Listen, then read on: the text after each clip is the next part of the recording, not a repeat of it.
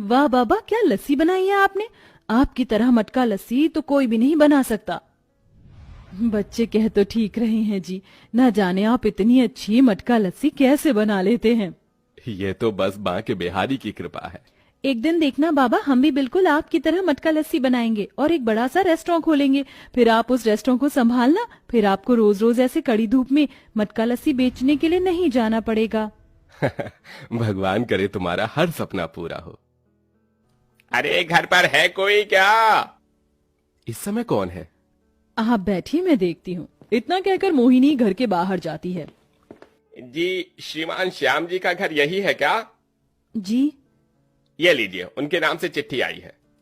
Postman Mohini को चिट्ठी देकर चला जाता है, जिसके बाद मोहिनी चिट्ठी लेकर श्याम के पास जाती है। किसकी चिट्ठी है जी?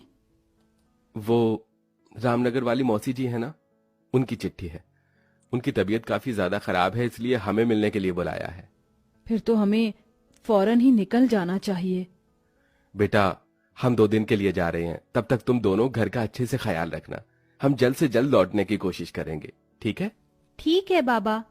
श्याम मोहिनी जल्दी से सामान पैक करते हैं और बस पकड़कर रामनगर के लिए निकल जाते हैं। रास्ता पहाड़ी इलाके से होकर जा रहा था। श्याम और मोहिनी कई घंटे का सफर तय करके रामनगर पहुंचने ही वाले होते हैं कि तभी अचानक पहाड़ों पर लैंड स्लाइडिंग हो जाती है, जिसके चलते एक बड़ा पत्थर उनके बस में आ गिरता है और बस में मौजूद हर एक पैसेंजर पत्थर के नीचे दबकर मर जाता है। और देखते ही देखते पंक्ति और तारा दोनों बहनें अनाथ हो जाती हैं। दीदी, माँ बाबा हमें क्यों छोड़कर चले गए? क्यों भगवान ने हमारे माँ बाप को हमसे दूर कर दिया? तुझे पता है ना, भगवान अच्छे लोगों को जल्दी अपने पास बुला लेता है। हमारे माँ बाप भी तो अच्छे इंसान थे ना, इसलिए भगवान ने उन्हें अपने पास बुला लिया। दोनों बहनें एक दूसरे को लिपट कर रो रही थी कि तभी वहाँ पर उनका मकान मालिक भजनलाल आता है। अगर तुम दोनों बहनों का रोना धोना हो गया हो तो मेरे घर का किराया निकालो। भजनलाल जी, आप क्या कह रहे हैं? आप तो जानते हैं कि हमारे माँ बाप इस दुनिया में नहीं रहे, हम किराया कैसे देंगे? भगवान के लिए हम पर रहम कीजिए। ठीक है, 1 महीने की मोहलत दे रहा हूँ। अगर 1 महीने के अंदर मेरा किराया नहीं दिया तो खुद ही मकान खाली कर देना। इतना कहकर भजनलाल वहाँ से चला जाता है। दीदी, अब हम लोग कहाँ से पैसे लेकर आएंगे? अब हम वही करेंगे जो हमारे बाबा करते थे। मैंने बाबा को कई बार मटका लस्सी बनाते हुए देखा था। अब हम भी उनकी तरह मटका लस्सी बनाएंगे और बेचेंगे। दोनों बहनें मिलकर मटके के अंदर दही जमाती हैं और दही जमाने के बाद जिस तरह से श्याम दही के अंदर चीनी डालकर उसे अच्छे से मिलाकर उस पर मलाई डालकर मटका लस्सी बनाया करता था, वैसे ही दोनों बहनें बनाती हैं और अपने बाबा के ठेले पर मटका लस्सी बनाकर उसे बेचने के लिए निकल जाती हैं। मटका लस्सी ले लो, ठंडी ठंडी मीठी मीठी मटका लस्सी ले लो। 1 गिलास मटका लस्सी देना। ये लीजिए साहब। छी, ये मटका लस्सी है या कोई खट्टा पानी? तुम्हारी सारी मटका लस्सी तो खराब है। नहीं साहब, हमने तो ये मटका लस्सी सुबह सुबह ही बनाई है, तो ये खराब कैसे हो सकती है? अगर यकीन नहीं हो रहा तो खुद ही पीकर देख लो। दोनों बहनें जैसे ही मटका लस्सी पीती हैं तो फौरन उसे थूक देती हैं। गर्मी की वजह से सारी मटका लस्सी खराब होकर खट्टी हो चुकी थी, जिसके चलते अब दोनों बहनें फिर से मटका लस्सी के लिए दही जमाती हैं, लेकिन गर्मी के चलते बार बार दही फट जाता है। ये क्या दीदी, आज फिर ये दही फट गया? ये दही जम क्यों नहीं रहा है? पंक्ति मेरी बहन, तो परेशान मत हो, गर्मी है ना इसलिए ये दही फट रहा है। हम एक काम करते हैं, हम इस मटके की चारों तरफ गीला कपड़ा बांध देते हैं, क्या पता उसकी ठंडक की वजह से दही ना फटे। दोनों बहनें मटके के ऊपर गीला कपड़ा बांध देती हैं, जिसके चलते दही नहीं फटता। लेकिन इस बार भी तारा और पंक्ति की बनाई हुई लस्सी लोगों को पसंद नहीं आती है, जिसके चलते दोनों बहनों की बिल्कुल ना के बराबर कमाई होती है। दीदी, हम कब तक यूँ चावल दाल ही खाते रहेंगे? हम जितना कमा रहे हैं उसमें भी ये दाल चावल हम कितनी मुश्किल से खरीद पाते हैं, ये तुम अच्छी तरह से जानती हो पंक्ति। अगर आज माँ बाबा जिंदा होते तो हमें रोज रोज दाल चावल खाकर गुजारा ना करना पड़ता। मुझे तो डर है, अगर हमारी मटका लस्सी ना बिकी तो वो भजनलाल हमें घर से निकाल देगा, फिर हम दोनों अनाथ बहनें कहाँ जाएंगे? दोनों बहनें खाना खाते खाते रोने लगती हैं, जिसके बाद अगले दिन दोनों बहनें फिर से मटका लस्सी बनाकर बेचने के लिए जाती हैं। लेकिन इस बार भी उनकी कुछ खास कमाई नहीं हो पाती और निराश होकर दोनों बहनें घर लौट रही होती हैं। पंक्ति, कितनी तेज धूप हो रही है, अब तो मुझसे और नहीं चला जा रहा है। एक काम करते हैं, इस जंगल के रास्ते से होकर घर जाते हैं। ठीक है दीदी।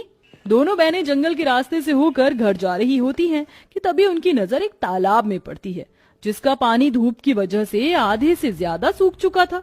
कि तभी वो देखती हैं कि उस तालाब के अंदर थोड़े बचे पानी में एक मछली है। दीदी, अगर ये थोड़ा सा पानी भी सूख गया तो मछली तो बिना पानी के तड़प कर मर जाएगी। एक काम करते हैं, हम इस मछली को जो हमारे घर के पास तालाब है वहां ले जाते हैं, इसे उस तालाब में डाल देंगे।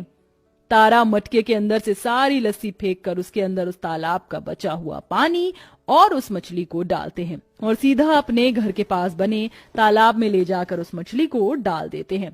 साथ ही साथ उसके खाने के लिए थोड़े बहुत चावल डाल देते हैं और अब वो दोनों बहनें अपने साथ साथ उस मछली का भी पालन पोषण करने लगती हैं और ऐसे ही कुछ दिन गुजर जाते हैं। अरे ये आखिरी बार तुम्हें 1 हफ्ते की मोहलत दे रहा हूँ। अगर इस हफ्ते में मेरा किराया नहीं आएगा तो मुझसे बुरा कोई नहीं होगा। अब बहुत हो गया, हम और कब तक ऐसे घुट घुट कर जिएंगे। इससे अच्छा है कि हम लोग मर जाते हैं। दोनों बहनें जिंदगी से हार चुकी थीं, इसलिए वो दोनों अपने घर के पास वाले तालाब के पास जाती हैं और उसके अंदर कूदकर जान देने की कोशिश करती हैं कि तभी उनके सामने वही मछली आ जाती है और देखते ही देखते वो छोटी सी मछली एक जलपरी का रूप ले लेती है। रुक जाओ, ये तुम दोनों क्या करने जा रहे हो? कौन हो तुम? मैं जलपरी हूँ। मैं वही मछली हूँ जिसकी तुमने मदद की थी। मैं तुम्हारी सारी परेशानी जानती हूँ, लेकिन इसका मतलब ये नहीं कि तुम दोनों अपनी जान दे दो। तुम जिस मटके के अंदर लस्सी बनाती हो वह मटका लेकर आओ। जलपरी के कहने पर पंक्ति घर के अंदर जाती है और मटका लाकर जलपरी के सामने रख देती है, जिसके बाद जलपरी उस मटके पर अपनी कुछ जादुई शक्तियां डालती है। अब ये मटका कोई साधारण मटका नहीं बल्कि जादुई मटका बन चुका है और अब ये जादुई मटका ही तुम्हारी किस्मत बदलेगा। इतना कहकर जलपरी वहां से गायब हो जाती है। दोनों बहनें मटके को घर ले आती हैं और फिर से एक बार और दही जमा कर बिल्कुल अपने बाबा की तरह लस्सी बनाकर बेचने के लिए जाती हैं। जरा 1 गिलास मटका लस्सी तो देना। दोनों बहनें उस आदमी को डर डर के मटका लस्सी देती हैं, लेकिन जैसे ही वो आदमी मटका लस्सी पीता है, अरे वाह, क्या मटका लस्सी बनाई है। इसे पीकर तो मेरा पूरा शरीर झूम उठा। इतनी स्वादिष्ट मटका लस्सी तो मैंने कभी नहीं पी। एक काम करिए, 2 गिलास मटका लस्सी मेरे लिए पैक भी करवा दीजिए। पहली बार किसी कस्टमर के मुंह से अपनी मटका लस्सी की तारीफ सुन दोनों बहनें बहुत ज्यादा खुश होती हैं, जिसके बाद अब जो भी दोनों बहनों की मटका लस्सी पीता उसकी तारीफ करते रुकता नहीं।